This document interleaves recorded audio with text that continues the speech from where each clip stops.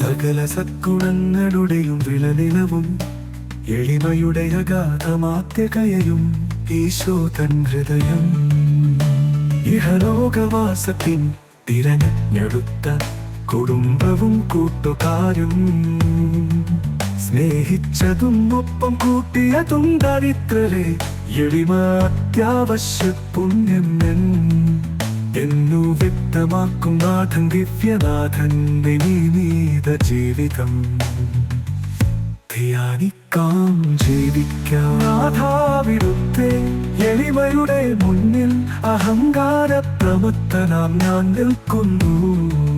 അവിടുത്തെ എളിമയുടെ പ്രകാശ കതിരുകളൻ ഹൃത്തിൽ തട്ടാൻ അനുഗ്രഹിക്കണമേ.